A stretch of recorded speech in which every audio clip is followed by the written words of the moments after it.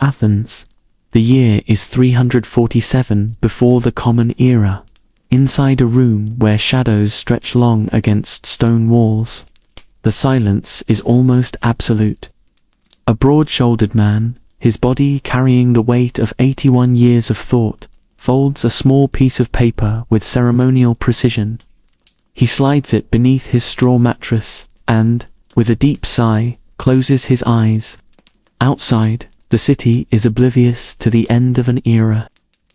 There is music, the clinking of bronze cups, and the heady scent of wine and spring blossoms drifting on the night breeze. But the man no longer hears any of it. He has departed for a place where ordinary language cannot reach.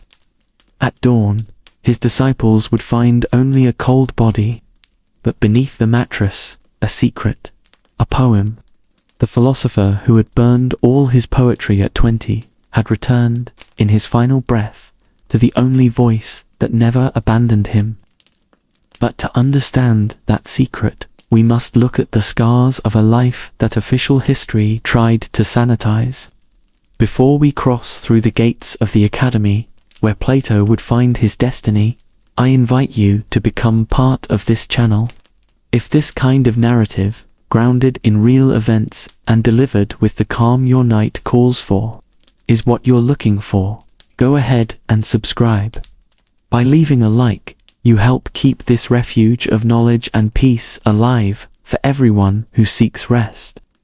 Now, breathe deeply, take in the scent of linseed oil and carved wood drifting through the windows of Athens, and decide, will you simply listen, or awaken to the truth this man tried to hide?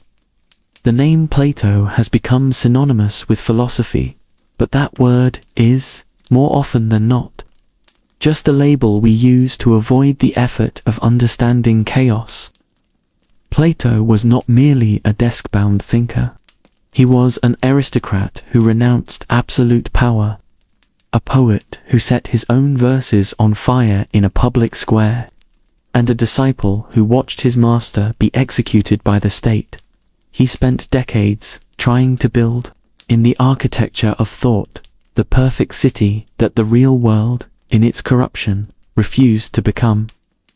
But what school textbooks leave out is the man who was sold as a slave in a market on the island of Aegina, or the politician who failed 3 times in his attempts to tame tyrants. In this video, you will not find an abstract concept, but a real man, with his brutal contradictions and wounded ambitions. Before we can understand his mind, however, there is a deeply unsettling detail in his work that few people dare to question. To grasp the full impact of Plato, you need to notice a glaring absence. He defined Western thought for 2 millennia, wrote dozens of works that still shape how we see justice and the soul. Yet in none of those thousands of pages does he ever speak in the first person. Plato never appears as I in his own dialogues.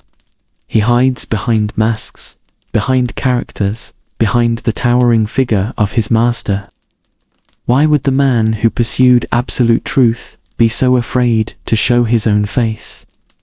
The answer to that mystery lies buried in the ashes of his youth, in an Athens that was tearing itself apart under the weight of war.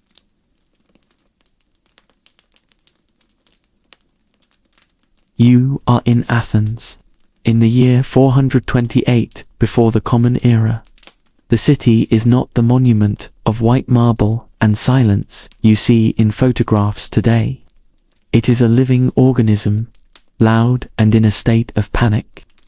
The Peloponnesian War is consuming the resources and the sanity of its men. It is against this backdrop of glory in decline that you are born. You are no ordinary citizen. You were born at the very heart of privilege, into a cradle lined with the noblest bloodlines in all of Greece. On your father's side, through Ariston, runs the blood of Cadrus, the last king of Athens.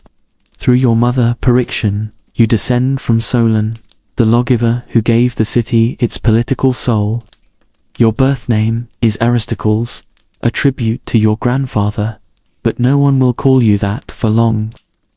Imagine the coarse texture of the sand on the gymnasium floor where you spend your afternoons.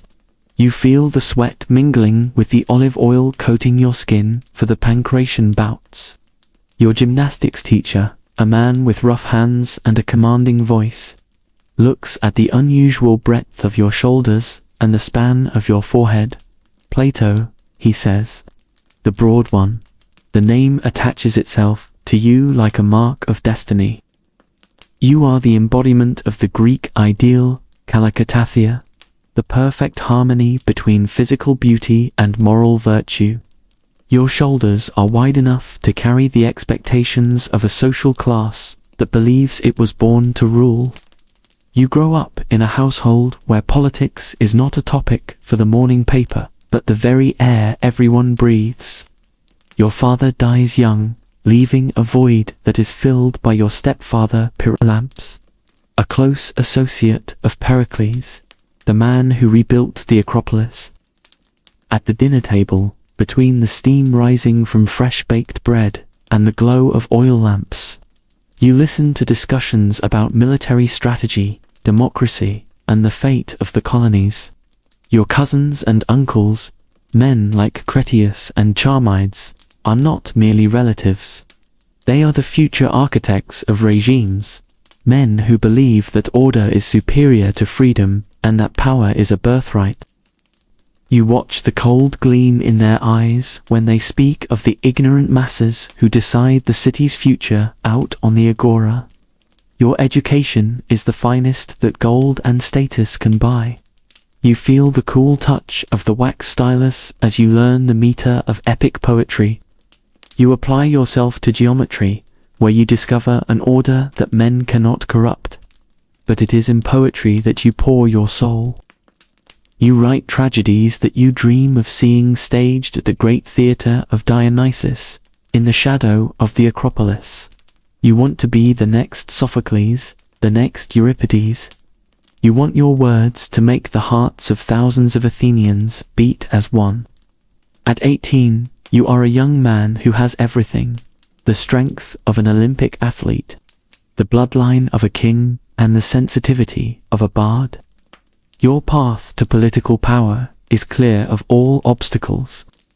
You are destined to climb the speaker's platform and lead Athens back to its lost greatness. But the world outside is rotting. The war against Sparta is not merely a territorial dispute. It is a plague corroding the city's values. You watch your own relatives drifting toward dark ideologies, conspiring to bring down the very democracy your ancestor Solon helped create. You feel the tension in the air, like electricity before a summer thunderstorm over the Aegean Sea. You have everything it takes to be the leader your family expects, and the poet your talent promises. And yet, there is an emptiness inside you that neither gymnastics, nor poetic meter, nor royal bloodlines can fill. A restlessness that drives you through dusty streets, far from aristocratic banquets, in search of something that doesn't taste of ashes and ambition. It is on one of those days, as the sun drops behind the hills and casts long, distorted shadows across the dust of the agora, that you spot a small cluster of people gathered together. At the center of the group stands not a master dressed in purple, but an old man of disheveled appearance, with a flattened nose and eyes that seem to pierce straight through the surface of everything they touch. He is not issuing commands. He is asking questions. You hear his voice, and for the first time, the certainty of your destiny as politician or poet begins to tremble like a candle flame in the wind. You are about to discover that everything you were taught about greatness was nothing more than a reflection in the murky water of a deep well.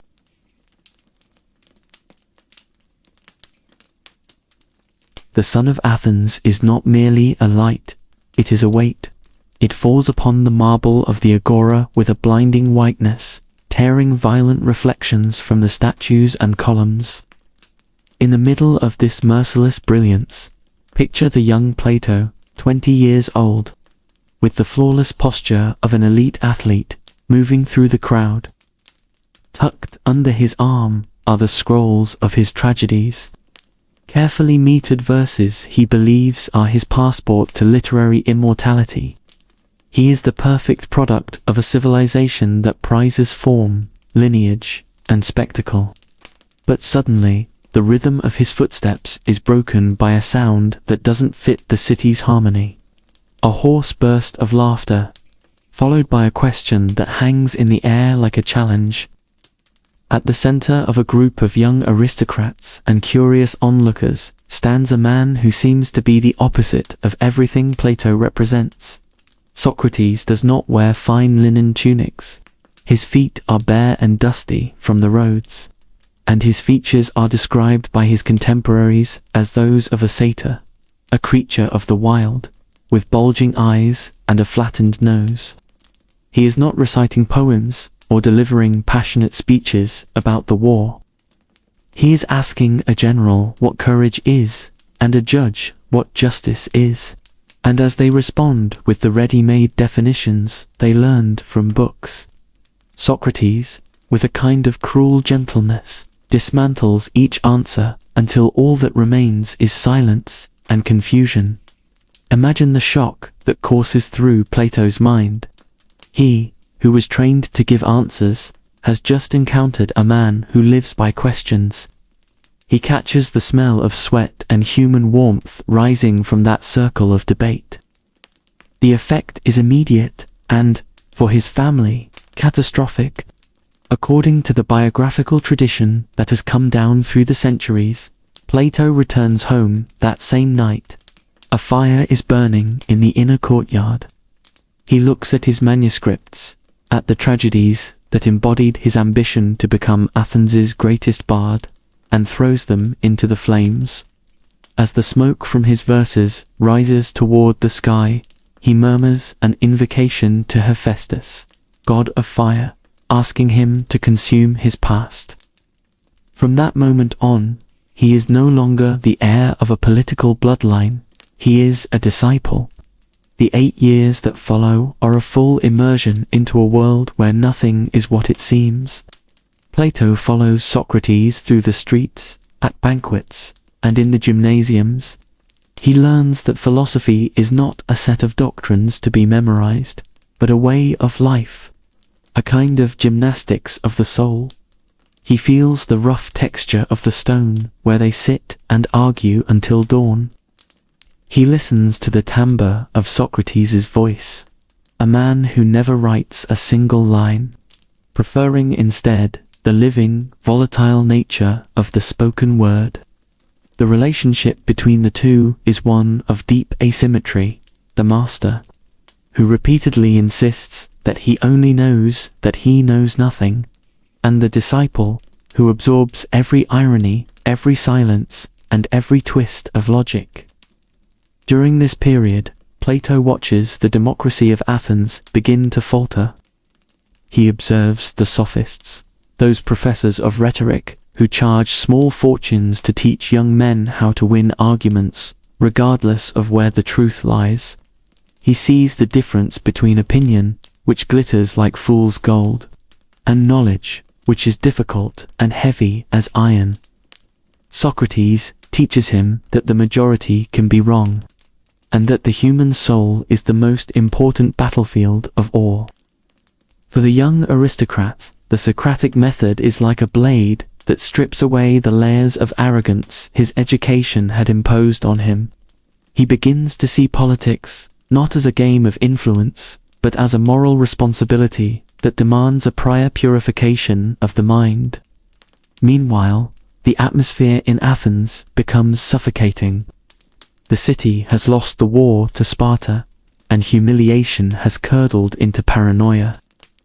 The 30 tyrants, among whom are close relatives of Plato, seize power and unleash a reign of terror.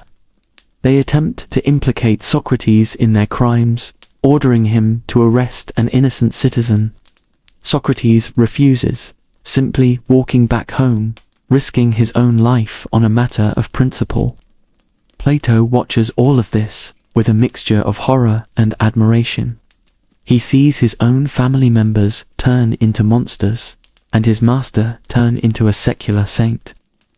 The real politics he had so desperately desired turns out to be a swamp of blood and betrayal. When democracy is restored, Plato expects justice to return along with it, but the new regime carries with it old resentments. Socrates, the gadfly of Athens, who had always irritated the powerful with his uncomfortable questions, is now seen as a dangerous element, a corrupter of the city's youth who calls its gods into question. The noose begins to tighten. Plato feels the temperature rise in the public assemblies, hears the whispers of accusation in the corridors of power. He tries to use his influence, but comes to understand that the logic of Socrates has no place in a court driven by fear and wounded pride. The relationship between master and disciple reaches its moment of maximum emotional tension. Plato has learned that truth is eternal, but the body that carries it is fragile. He watches Socrates walk toward the tribunal with the same calm he would bring to a dinner party. The young disciple realizes, with a painful clarity, that the world of ideas and the world of men are on a collision course. He is about to witness the moment when the light of reason will be confronted with the darkness of political convenience. An event that will leave so deep a scar on his psyche that his entire future body of work will be nothing more than an attempt to heal that wound.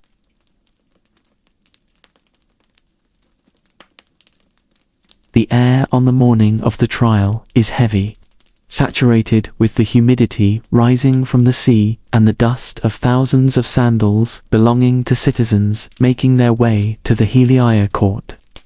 Picture Plato, lost in the crowd, feeling his heart beating against his ribs in an irregular rhythm. He is 29 years old. His master, the man who taught him to see by the light of reason, sits in the defendant's chair, facing 501 judges. The charges are etched on bronze plaques gleaming in the sunlight. Impiety toward the gods of Athens and corruption of the city's youth. But Plato knows that Socrates' real crime was the silence he imposed on hypocrites through his questions. He hears the murmur of the crowd, a sound that oscillates between morbid curiosity and political hatred.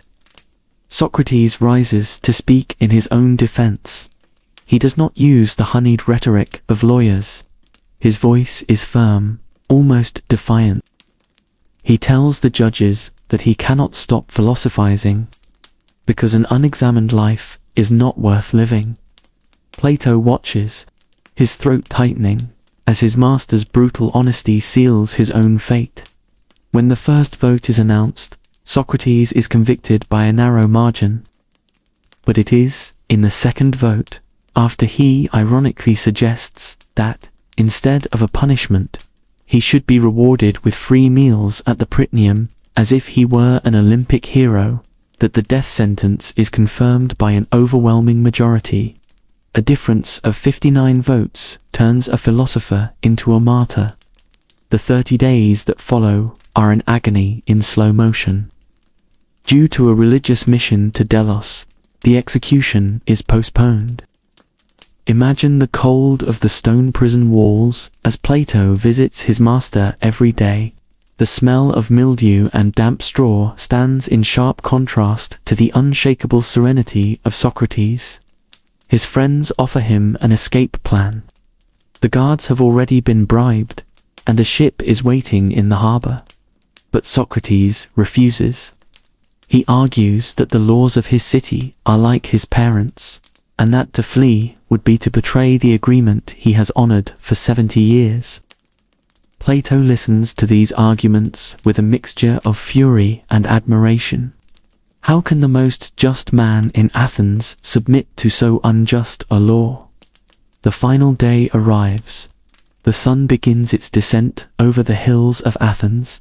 staining the sky a bloody orange. But there is one detail that will haunt Plato for the rest of his life. A detail he will later confess in the pages of his dialogue, the Phaedo. Plato, I think, was sick. That brief mention is an open wound.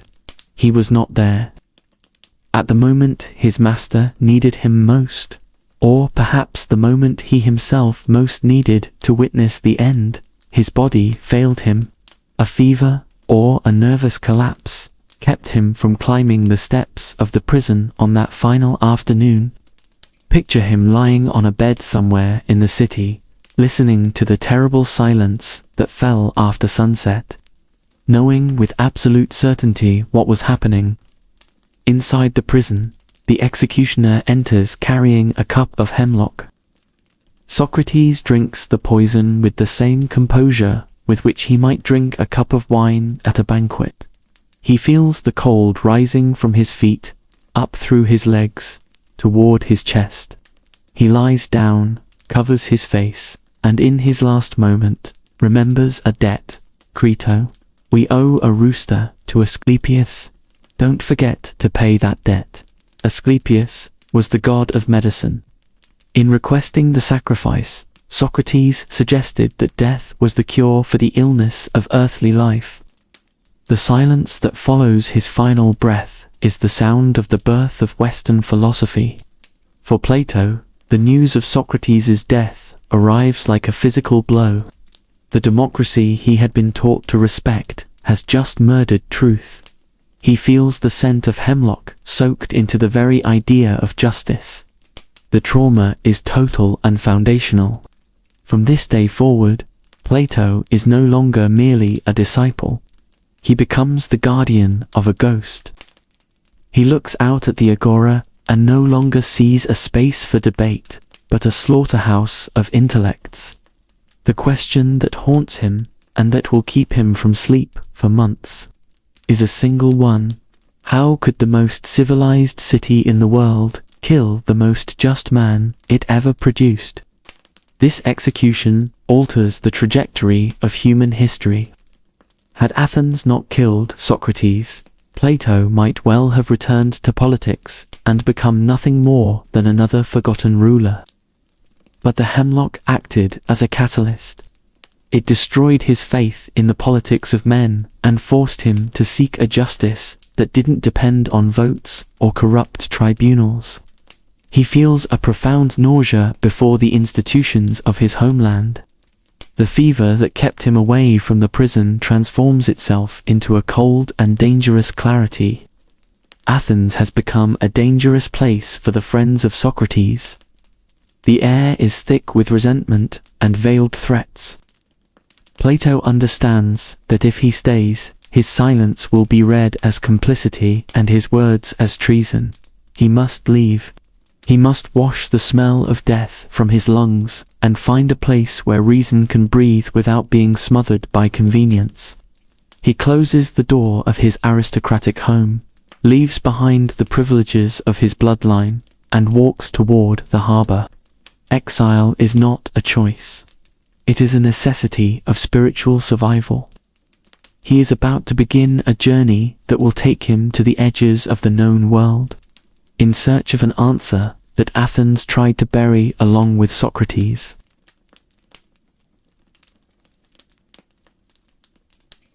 Today, when an intellectual is forced to abandon his country in the wake of a colleague's death under political circumstances, we call it exile. In 399 BC, in the aftermath of Socrates' execution, Plato called it prudence. The air in Athens was thick with the smell of betrayal and belated regret. Feel the salt breeze of the port of Piraeus as Plato boards a ship, leaving behind the marble hills of his childhood. He does not travel as a tourist, but as a fugitive from common sense. His first stop is Megara, just a few miles away, where he takes refuge with Euclid, not the geometer, but the Socratic philosopher who had turned logic into a suit of armor against the world. But Megara is too small for the hunger for answers that consumes Plato. He needs distance. Imagine the dry heat of the desert as he crosses the Mediterranean toward Egypt. There he finds not only monuments, but a civilization that measures time in millennia, not in electoral cycles. He walks among the massive columns of the temples at Heliopolis and Memphis, running his hand along the stone that holds astronomical and mathematical secrets far older than Athens when it was still a cluster of huts. The Egyptian priests regard this young Greek with a mixture of condescension and wisdom, calling the Greeks eternal children for lacking any memory of the deep past. In Egypt, Plato absorbs the idea that the order of the universe is written in numbers and celestial cycles, a harmony that human politics ignores entirely. From there, he travels to Cyrene in North Africa, where he studies mathematics with Theodorus. He feels the tip of a stylus, tracing shapes in fine sand, geometric forms that never change, unlike the laws of men. But the encounter that will transform his understanding of reality happens in Magna Graecia, in what is now southern Italy. It is here that he meets the Pythagoreans, and especially Archytas of Tarentum. Imagine the sound of a lyre being tuned according to precise mathematical ratios. The Pythagoreans teach him that the physical world is a crude illusion, and that true reality resides in numbers and ideal forms. For Plato, this is the missing piece in the puzzle Socrates had given him. The justice Socrates sought was not merely a word, but an eternal structure, as real and immutable as the Pythagorean theorem. It is in this atmosphere of mathematical mysticism that Plato receives an invitation that will seal his practical destiny: Syracuse, in Sicily. The city is the wealthiest and most powerful in the Greek Western world. Governed with an iron hand by Dionysius, I feel the contrast between the asceticism of the philosophers and the obscene luxury of the Syracusan court, the scent of expensive spices, the gleam of gold, and the constant tension of living under the eyes of a paranoid tyrant. Dionysius wants the company of intellectuals to validate his image, but he does not want the truth. Yet within the court, Plato meets Dion, the tyrant's young brother-in-law. Dion becomes his most ardent disciple, someone who genuinely believes that philosophy can redeem power. The relationship with Dionysius I, however, sours quickly. The tyrant, irritated by the philosopher's freedom of expression and his fearlessness in the face of authority, decides to be rid of him. The return voyage is a nightmare. Plato is handed over to a Spartan captain who, by arrangement or sheer convenience, drops him off on the island of Aegina, which at the time is at war with Athens. Imagine the gut punch of reality. The blue-blooded aristocrat, the heir of Solon, the philosopher of eternal forms, is placed on a wooden platform in a public marketplace. Feel the sun burning his shoulders, the sound of chains, and the fingers of merchants assessing his teeth and muscles. Plato is sold like a piece of property. He is now a slave. The ransom comes from where he least expects it. Anaceris of Cyrene, an old acquaintance from his travels, recognizes the philosopher in the marketplace and pays the price of his freedom, 20 silver minas. When friends in Athens try to repay Anaceris, he refuses, saying he does not want to be the only man to have had the honor of serving philosophy. Plato returns to Athens after 12 years of absence. He is no longer the feverish young man who fled after the death of Socrates. He carries with him the dust of Egypt, the geometry of Italy, and the invisible scar of slavery in Sicily. He walks the streets of Athens and realizes the city has not changed, but he has. He has seen that knowledge without power is fragile, and that power without knowledge is blind tyranny. He now has a clear project. He will not fight on the agora for votes. He will create a space where the mind can be trained to see beyond the shadows. With the money his friends had gathered for his ransom that Anaceris refused to accept, Plato buys a piece of land on the outskirts of the city in a sacred grove dedicated to the hero Academus.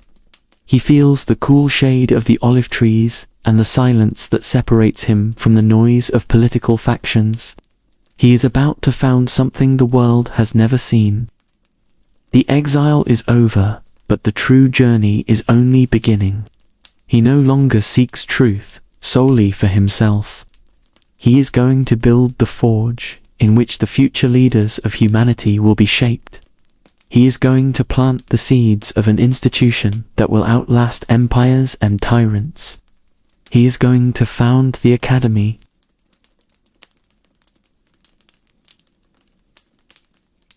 I walk among the sacred olive trees and feel the fine dust of northwestern Athens clinging to my sandals.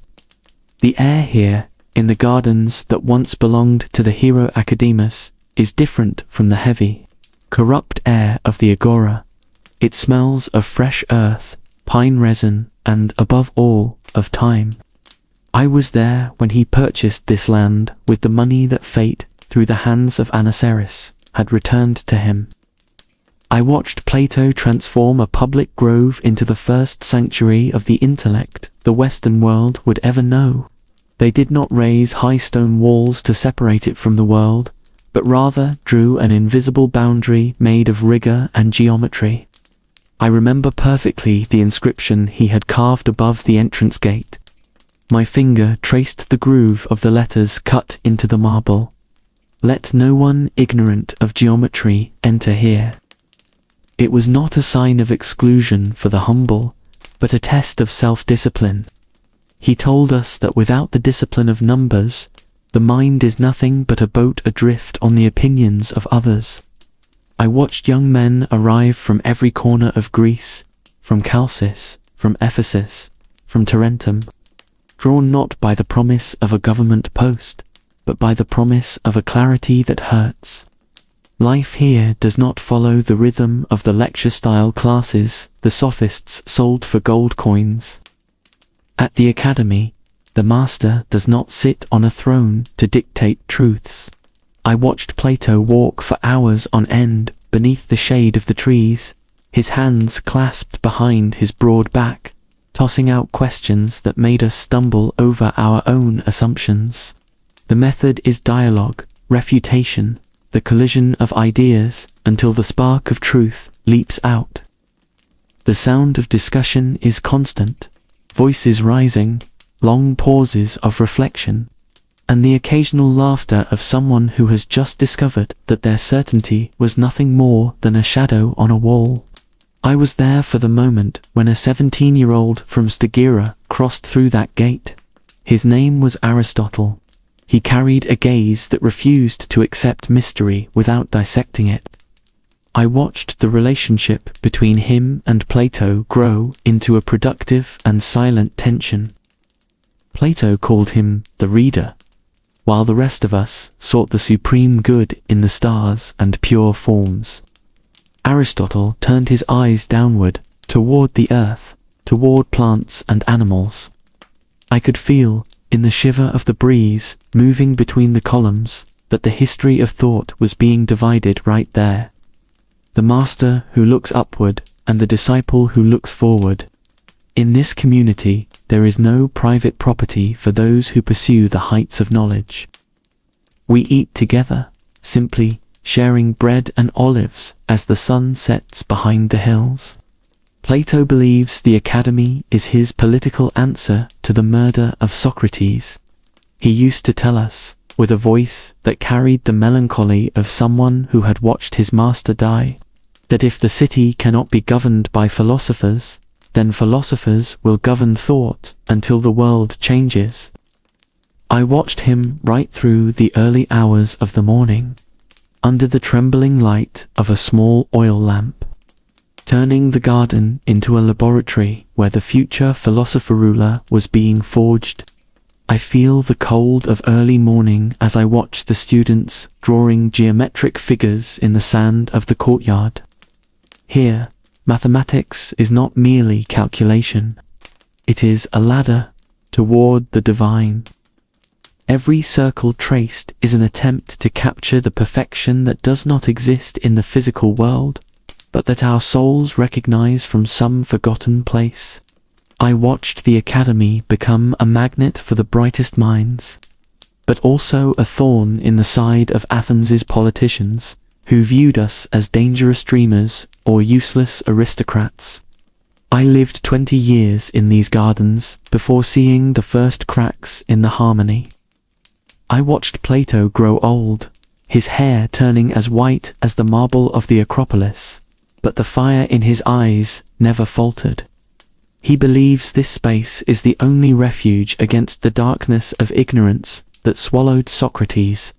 But sometimes, at the fall of night, I would catch him gazing toward the horizon, out toward the sea, toward Sicily. The academy was his garden of ideas, but his heart still longed to prove that philosophy could survive the raw touch of real power. He was preparing his students for a world he himself had not yet managed to fully master. And as Aristotle challenged his theses with a mathematical precision that the master both admired and feared, I came to understand that the academy was not the end of the journey, but a training ground. The dialogue we began there under the olive trees would never truly end. But the master, despite the entire intellectual empire he had built, seemed restless. The shadows on the wall of the cave were still calling him back toward the blinding light of the world of action, where theory is put to the test by blood and betrayal.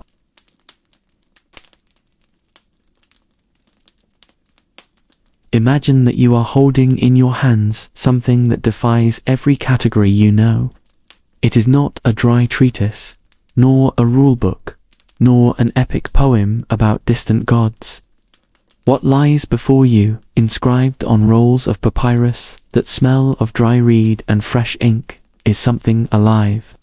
Feel the texture of the plant fiber beneath your fingers as you unroll the words. You are reading a dialogue.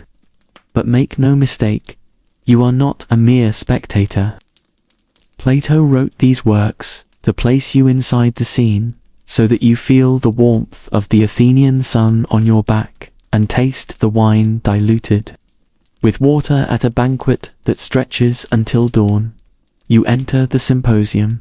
You can hear the sound of flutes in the distance and the murmur of men who have drunk enough to let their social masks slip. You are seated among poets and politicians, and you hear a man named Socrates speak about love, but he does not speak of physical passion. He describes a ladder. You feel the vertigo of climbing those steps, starting from the beauty of a body, moving up to the beauty of institutions, and finally, to the very idea of beauty itself, pure and eternal. Plato's writing makes you believe that this idea is more real than the chair you are sitting in. Then you find yourself in the Phaedo. The scene has changed. The air is cold and smells of the dampness of a prison cell. You are there, one of the few friends who remain, watching Socrates in his final moments. You hear the arguments about the immortality of the soul. They are not merely words. They are anchors thrown into a sea of despair. You feel the intellectual tension of trying to prove that death is not the end, but a liberation. Plato uses your own logic against you, forcing you to question whether what you call life is not simply a rehearsal for something greater. But the genius you sense in these pages lies in a paradox that follows you everywhere. The protagonist is always Socrates, yet the voice is Plato's. You realize you are reading a theater of ideas where the characters debate, hesitate, make mistakes, and double back. In the Meno, you watch a slave who has never studied geometry solve a complex problem through nothing more than the right questions. You feel that click in the mind, anamnesis. The idea that learning is not a matter of putting something new inside your head, but of remembering something your soul already knew before you were born. You find yourself wondering, as you move from one scroll to the next, why this man chose the form of dialogue. You realize he wants you to be the judge. He does not hand you a preachute answer. He gives you the conflict. You feel the irritation of Thrasymachus in the Republic as he defends the idea that justice is nothing more than the advantage of the stronger. And you feel the almost infuriating calm of Socrates as he dismantles that brutality piece by piece. You are pushed to the center of the arena. Plato's philosophy will not let you remain passive. It demands that you choose a side, that you refute, or that you surrender to logic.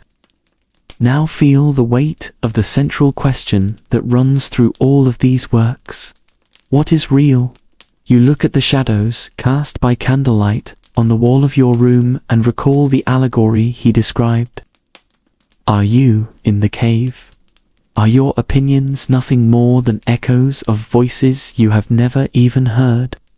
You feel a growing discomfort as you begin to realize that the physical world, with all its colors and textures, may be nothing more than an imperfect copy of an ideal mold existing in another dimension. It is an idea that follows you into sleep. Plato writes with the precision of a geometer and the soul of a poet. You notice how he uses myths, the chariot of the soul, the judgment of the dead, the creation of the world, to explain what pure reason has not yet managed to reach. He knows that your mind needs images to keep from losing itself in the abyss of abstraction. You feel guided by a master who knows every human weakness, every temptation of vanity, and every fear of the unknown. When you set down the last scroll of papyrus, the silence of the night seems denser than before. You no longer see the world the same way. The chair, the table, the smell of oil in the lamp. Everything seems paler now, as if you had looked directly at the sun and were now trying to adjust your eyes to the dimness. You understand that Plato's silence, his refusal to ever say I, is his greatest gift. He gave you the dialogue so that you might find your own voice through his. But this intellectual journey is about to collide with the most unsettling and ambitious work he ever conceived. A plan to rewrite not just the soul, but society itself.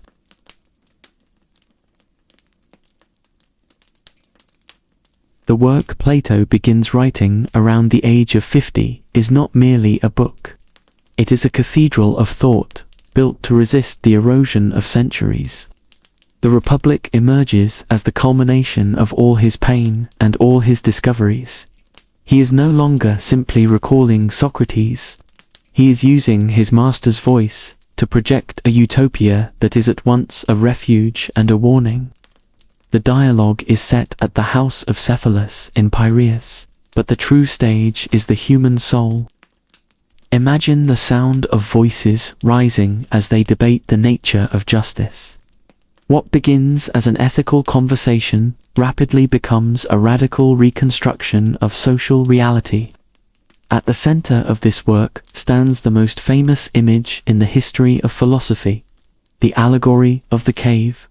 Plato asks us to imagine prisoners chained since childhood in an underground den, facing a wall where shadows of objects carried behind them are projected.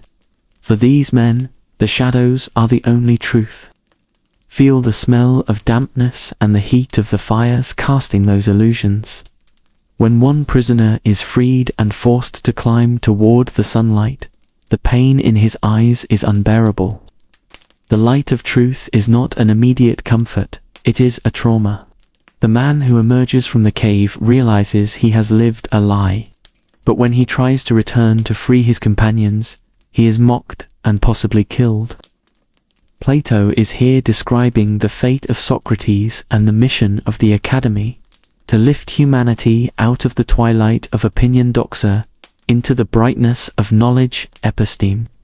For this transition to occur at the social level, Plato proposes a city structure, the Callipolis, which stuns by its audacity as much as by its authoritarianism. He divides society into three classes, mirroring his vision of the soul. There are the producers, driven by appetite, the guardians, driven by spirit and courage, and at the top, the philosopher rulers, driven by reason. Feel the chill of this logic. In Plato's city, there is no place for personal ambition that does not serve the common good. The guardians own no private property and have no nuclear families. They live in community, so that no personal wealth can corrupt them. Even love and reproduction are regulated by the state through eugenic lotteries. An idea that, viewed through modern eyes, makes any defender of individual liberty shudder. But it is in his relationship with art that Plato reveals his greatest contradiction. The man who was once a poet, the writer who uses sublime myths and metaphors to explain the invisible, decides to ban poets from his ideal city. He argues that art is an imitation of an imitation. If a physical chair is an imperfect copy of the idea of a chair, then a painting or poem about a chair stands 3 degrees removed from the truth. He fears the power of the emotions that music and poetry awaken, fears they will soften the character of warriors or cloud the reason of rulers. Imagine the austere silence of a city where Homer is censored so that logic will not be disturbed by epic passions. This perfect city, governed by philosopher kings who do not desire power but accept it as a heavy duty, is Plato's definitive answer to the trial of Socrates. If Athenian democracy killed the most just man because the masses were ignorant, then the solution is an aristocracy of merit and intellect, where only those who have seen the sun of the good can guide the others. He describes the education of these leaders with mathematical rigor. 10 years of geometry and astronomy before they are permitted to touch dialectic. It is a training so that the soul may learn to detach itself from the senses and fix itself on what is eternal. And yet, reading the Republic, one senses an underlying melancholy. Plato knows that time is the enemy of every form. He describes the inevitable decay of cities, how aristocracy becomes timocracy, the rule of honor, then oligarchy, the rule of money, then democracy, the rule of unchecked desire, and finally, tyranny. He sees democracy as a marketplace of ideas where no one is in charge and everyone considers themselves equal, which inevitably opens the door to the tyrant who promises order in exchange for freedom. It is a cycle he contemplates with the sadness of someone who knows human nature all too well. The work ends with the myth of a vision of the afterlife where souls choose their next lives. It is a sensory reminder that the responsibility for justice does not end with the death of the body. Hear the sound of the celestial spheres and the murmur of souls who sometimes choose their destinies poorly because they failed to train their reason in their previous life. Plato leaves his reader with a burden. Justice is not something one receives, but something one builds within oneself through a titanic intellectual effort. When you close this treatise, the image that lingers is that of a philosopher who drew a perfect world on paper, yet lives in a world that is crumbling. The contradictions of the Republic, the beauty of the soul against the rigidity of the state, the freedom of truth against the censorship of art, are the tensions Plato carries with him. He has built the theory. He has defined the ideal. But the question that fate is about to hurl at him is the cruelest of all. What happens when the architect of the utopia actually tries to lay one brick on top of another in the real world?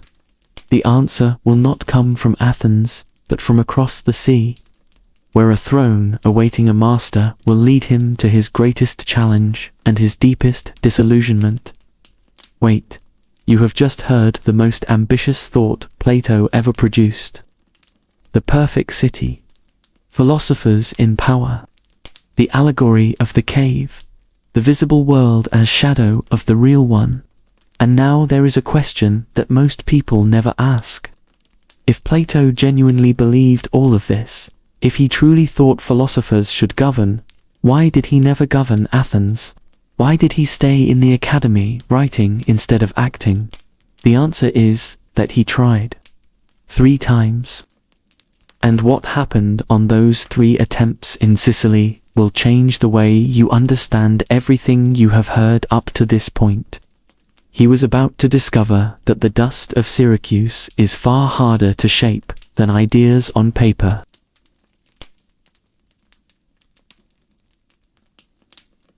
There is a paradox at the heart of Plato's second voyage to Syracuse.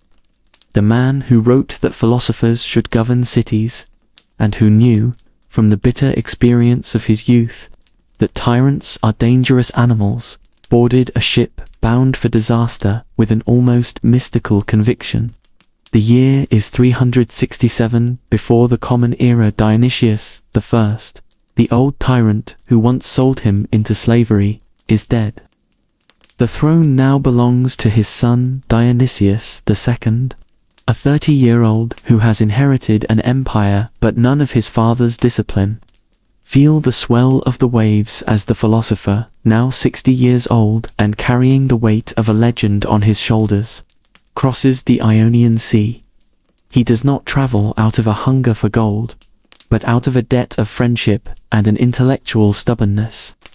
Dion, his most faithful disciple in Syracuse, has been sending him urgent letters. He believes the young king is a blank slate, a malleable soul that philosophy could still shape. Plato hesitates. He knows the distance between the theory of the Republic and the mud of Sicilian politics. But his own conscience pursues him. If I don't go, I will be nothing more than a man of words. A coward who fears the test of the real. Imagine disembarking at the port of Syracuse under a sun that scorches the skin.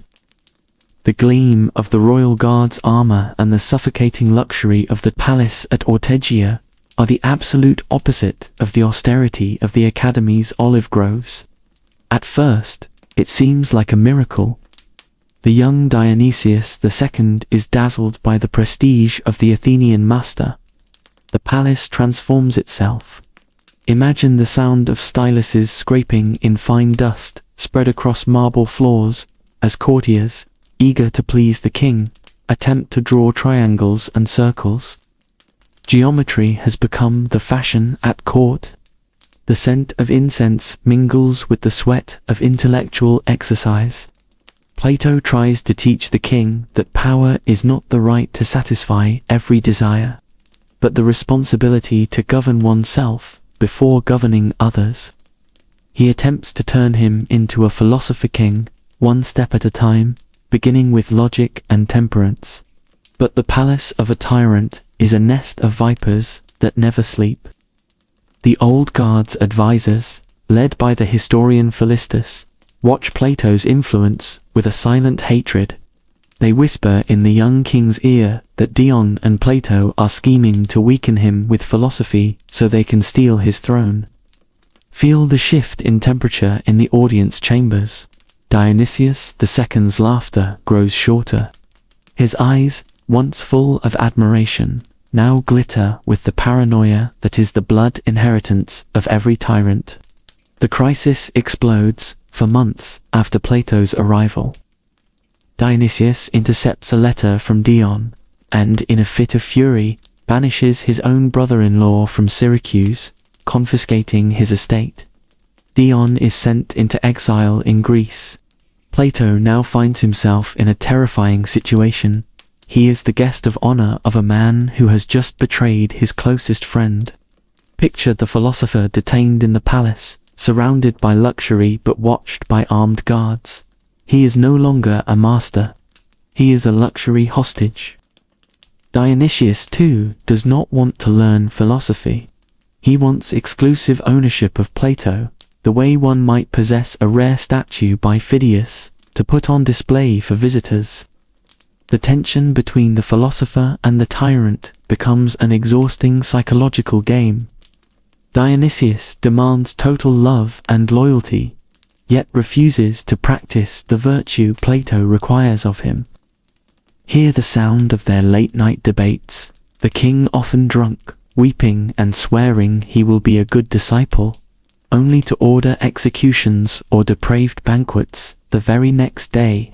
Plato realizes he is trying to sculpt water. The young king is unstable, driven by vanity and the fear of appearing weak. The utopia of the Republic begins to seem, even to its own creator, like a distant and impossible dream in the face of a human nature corrupted by absolute power. Feel the smell of sea air and the despair of Plato as he stares at the harbor, unable to leave. He writes that he felt like a caged bird gazing at the sky. His reputation throughout Greece is at stake. If he dies in Syracuse as a tyrant's lackey, the academy will fall with him. The mediation comes at last from Tarentum. His friend Artietus, the Pythagorean, intervenes with his military and diplomatic standing, persuading Dionysius to let the philosopher go during a wartime truce. Plato returns to Athens with even whiter hair and a darker gaze. He has failed. The philosopher king has turned out to be a capricious tyrant. The perfect city remains on paper. But what is most disturbing about this story is not the failure of the second voyage, but the fact that, 6 years later, he will pack his bags and go back. Why? What drives a man of 66 to risk his life a third time in the same killing ground? The answer lies in a mixture of incurable hope and the belief that if he does not try until the very end, philosophy will be nothing more than a beautiful lie. He is about to embark on his last and most dangerous attempt to unite the light of the mind with the iron of the world.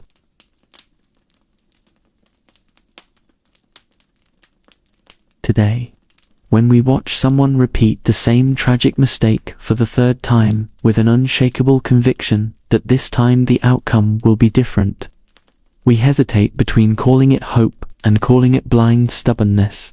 In 361 BC, Plato is 66 years old.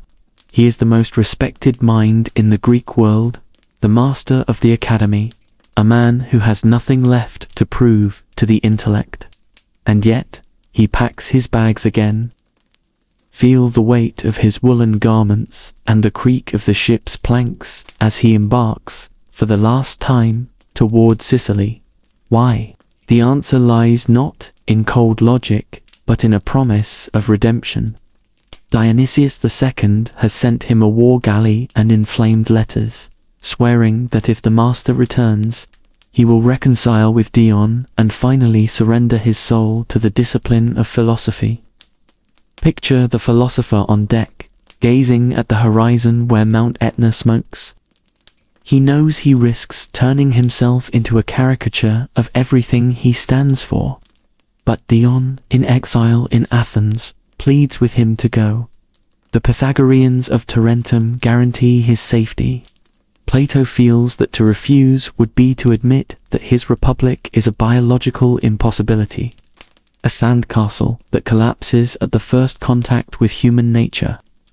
He travels to test, one final time, whether reason can bend the iron of absolute power. But what he finds upon arriving in Syracuse is not a repentant disciple, but a jailer disguised as a host. The atmosphere in the palace at Ortygia is now openly hostile. Dionysius II, older but also more cynical, receives him with banquets that reek of falseness. Here, the clinking of silver goblets and the forced laughter of courtiers who see in Plato nothing but an obstacle to their everyday corruption. The king breaks every promise. Dion's property is not returned, it is auctioned off. Reconciliation is replaced by veiled threats. Plato understands, with a clarity that burns like acid, that he has been lured into a trap of vanity. Dionysius does not want Plato's truth. He wants Plato's seal of approval stamped on his tyranny. Feel the claustrophobia of living in a palace where every slave is a spy. Plato is moved to the outer gardens, near the quarters of the mercenary garrison. These soldiers, men who live by blood and plunder, despise the philosopher who preaches justice. They see him as the man who wants to reduce their pay and their influence. Hear the sound of swords being sharpened against stone, and the shouts of contempt from the guards as the old master passes by. Plato is now in genuine, mortal danger. He is a hostage in a den of wolves, and the philosopher king he tried to create is the very one holding the animal's leash. The humiliation is complete. Dionysius attempts to buy Plato's silence with extravagant gifts, which the philosopher refuses with a quiet disgust. He writes in his 7th letter about the nausea of watching philosophy used as a table ornament. The final attempt to transform Syracuse into the perfect city ends in 360 BC. Not with a geometry lesson, but with a plea for diplomatic rescue.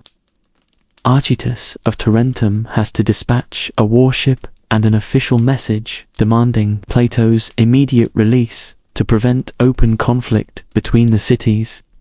Picture the philosopher climbing the gangplank of the rescue ship without looking back. He leaves behind a trail of wreckage. Dion is assembling a mercenary army to seize Syracuse by force. Abandoning dialogue for the sword, Sicily will be plunged into decades of civil war and bloodshed. Plato feels the failure not merely as a political miscalculation, but as a metaphysical one. He tried to bring the man out of the cave, and the man tried to kill him. The final understanding settles in with the coldness of lessons that cost too much to learn. Philosophy and political power are oils of different densities. In the world of men, they rarely mix without one destroying the purity of the other. On returning to Athens, the silence of the academy now feels to him like both a refuge and a prison. He looks at his students, bright-eyed with theory, and feels the urge to tell them about the smell of fear in Dionysius's palace. He understands that the utopia is a model for the individual soul, not a social engineering project for capricious tyrants. He failed in practice so that his theory might survive as an eternal warning. Plato will never travel again. His final 13 years will be spent within the walls of the academy, revising everything he thought he knew. He begins to write the laws, a longer, more technical, and far darker work than the Republic. Feel the reed pen scratching against the papyrus as he replaces the philosopher king with the rule of law. He accepts, at last, that men are like puppets, moved by strings of passion and fear, and that only the golden thread of law can keep them upright. The last voyage to Syracuse was his baptism by reality, and he emerges from it as a man who no longer seeks to save the world, but to salvage what remains of human sanity through pure thought.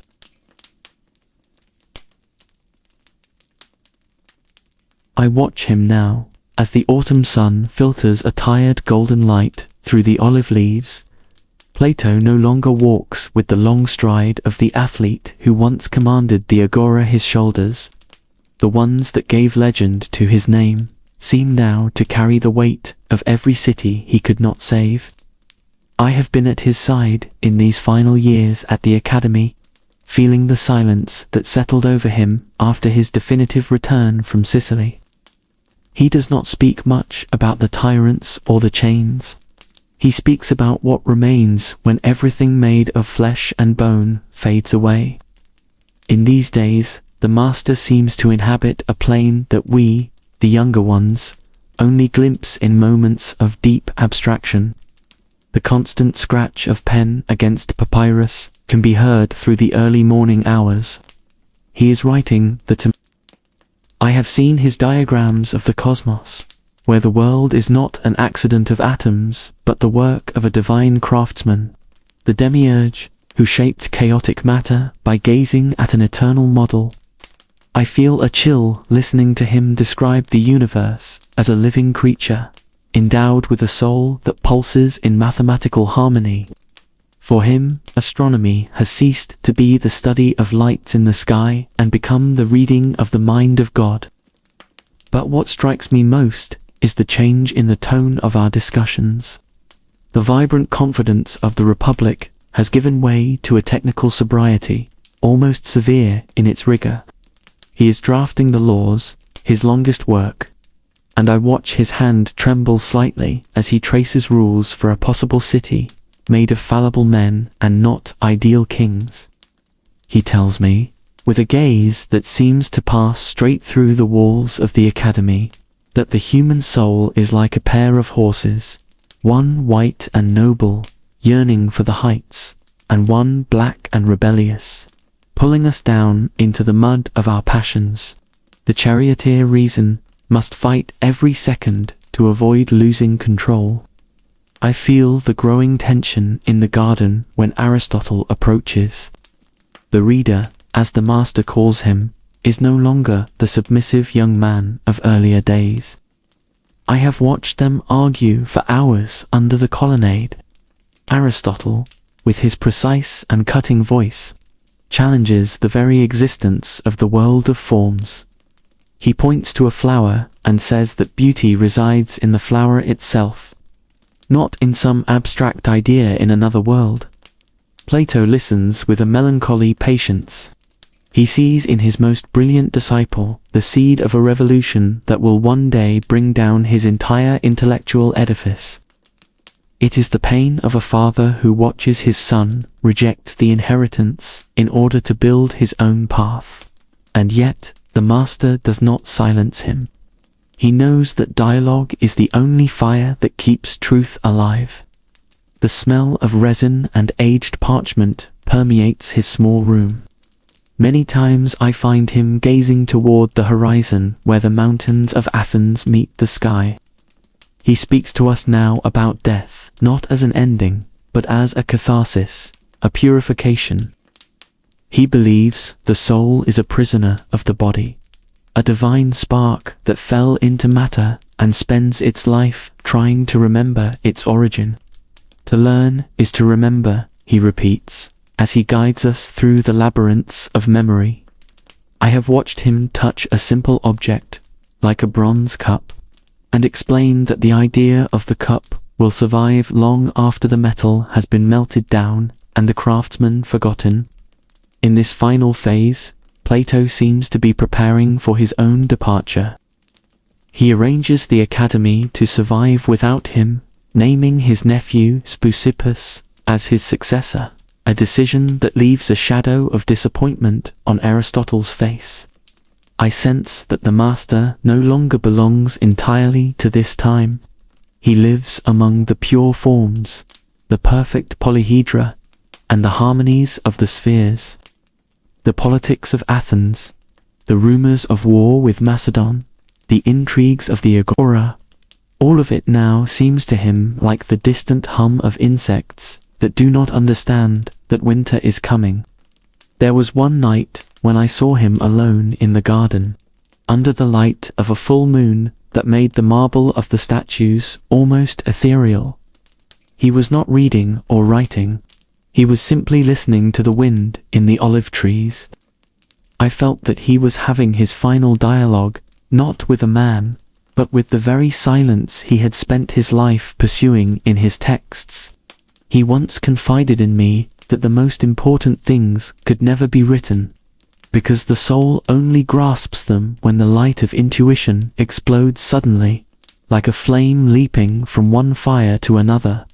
I walk with him to his bed when fatigue overtakes him. His body is spent, but his mind remains a sharp blade. He knows that the mystery of the soul is about to be revealed to him by the only path that remains, the final crossing. And as I watch him close his eyes, I understand that he does not fear the darkness. He has spent his entire life training for this moment, convinced that in passing through the veil, he will find not nothingness, but the light he always tried to describe in words the world, in all its confusion, could never fully comprehend.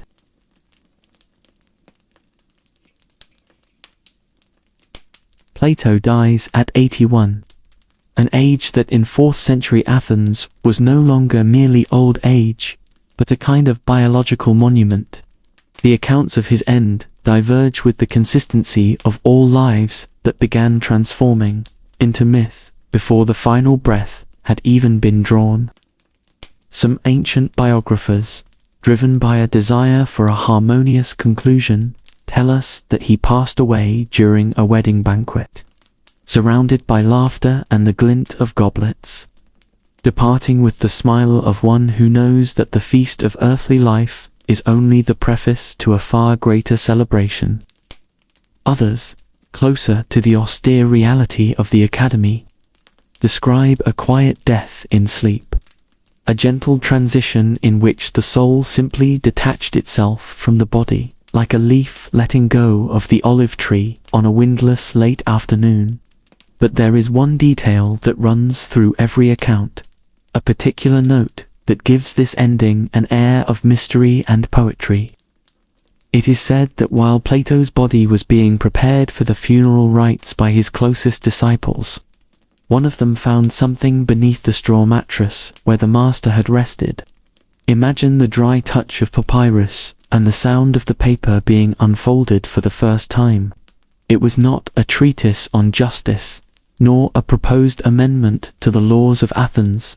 It was an epigram, a short poem, polished with a jeweler's precision. The man who, at 20, had burned all his literary output to follow the dryness of Socratic reason, had died keeping a verse close to his chest. It was as if, at the very edge of existence, logic had yielded to the only language capable of touching the unspeakable. Plato's funeral is an event that brings the city to a standstill. Thousands of Athenians, from the most powerful aristocrats to the most ordinary citizens, follow the funeral procession. Hear the rhythmic sound of laments and the beat of feet on packed earth as the body is carried back to the academy, to be buried in the garden he loved so dearly. Feel the scent of incense and myrrh hanging in the still air. He is laid to rest near the sanctuary of the Muses, the place where intelligence and art had always met. At that moment, Athens understands that it is burying not merely a man, but the last living link to the golden age of Socrates and Pericles. Yet the master's death immediately triggers a silent crisis within the walls of the academy. Aristotle, the disciple who for 20 years had been both Plato's shadow and his counterpoint, watches from a distance. He had perhaps expected to be the natural heir to the school's intellectual leadership. But Plato's will is clear. Succession falls to his nephew, Speusippus. Feel the cold tension that settles over the gardens. Aristotle, understanding that his time in Athens has now come to an end, abandons the city shortly after, departing into what will become his own exile and the founding of his own empire of knowledge, the Lyceum. The unity of Platonic thought begins to fracture at the precise moment its creator stops breathing. The death of Plato is also the end of a heroic attempt to save politics through the mind. He died without seeing his republic put into practice, without seeing the philosopher king crowned, and without seeing absolute justice descend to earth. On the contrary, he departed at a moment when Greece was beginning to feel the hot breath of Philip II's Macedon on its neck, foreshadowing the end of the independence of the city-states. The world he had tried to organize with geometry and law was about to be swallowed by the brute force of a new empire. But, in a deeper sense, Plato 1.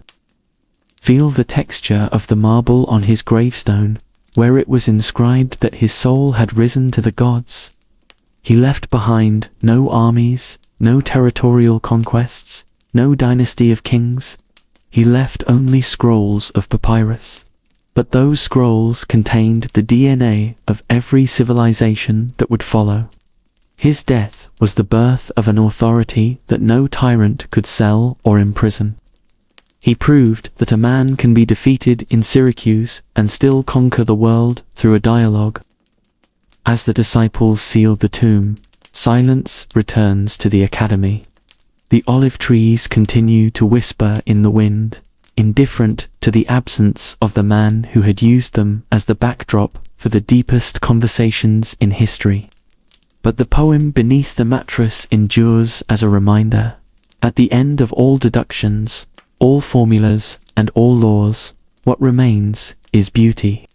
Plato died as he had lived, in a productive tension between the demand for rigor and the pull of mystery.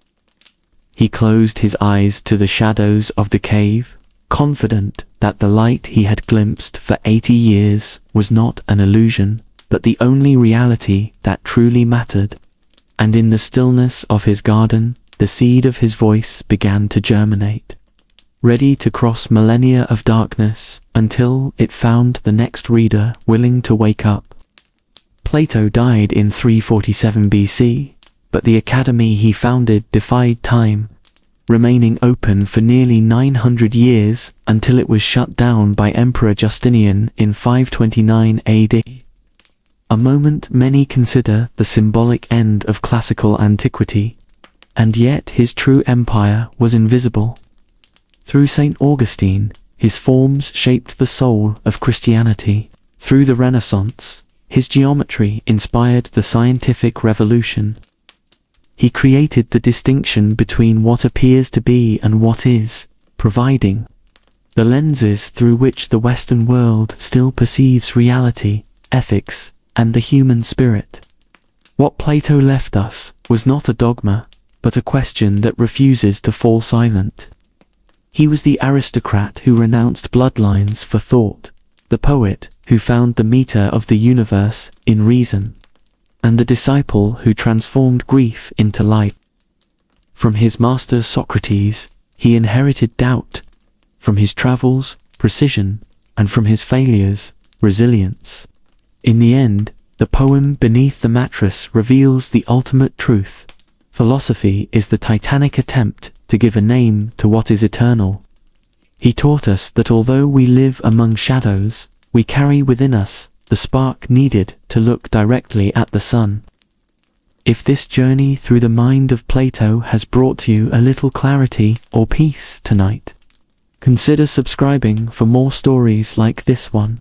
Leave a comment about which philosopher or historical moment you would like to visit next. And by leaving a like, you help keep this refuge of knowledge and peace alive. Rest now, knowing that ideas are eternal. Until the next chapter.